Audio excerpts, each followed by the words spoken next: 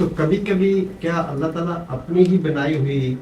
اصول کے خلاف ورزی یا استثنا بھی کرتے ہیں کہ آگ کی نیچر ہے جلانا، تو کہیں ایسا بھی ہو سکتا ہے کہ وہ کہے کہ اب نہیں جلائے گی؟ یہ تو میں نے مثال دی آپ کو سمجھانے کے لیے، اس کو اللہ تعالیٰ نے سنت اللہ کہا ہی نہیں کہیں، یعنی یہ کوئی سنت اللہ نہیں ہے، یہ اللہ تعالیٰ کے بنائے ہوئے وہ قوانین ہیں جن کو ہم نے مشاہدہ کیا ہے،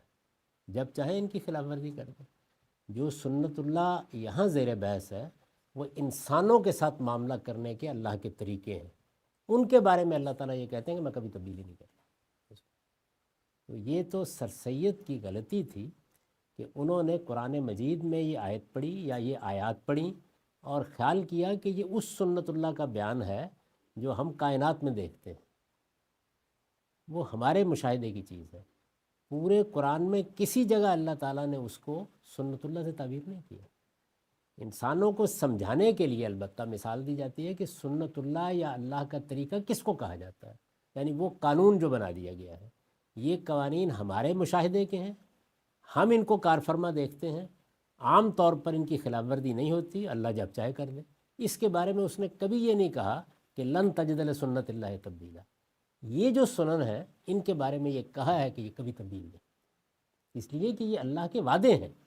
یہ اللہ تعالیٰ کے ساتھ ہمارے معاملے کی نوعیت ہے، تو اس لیے اس میں یہ ضمانت دی ہے۔ وہ سنت اللہ جب چاہے وہ تبدیل کر دے، خالق ہے، مالک ہے۔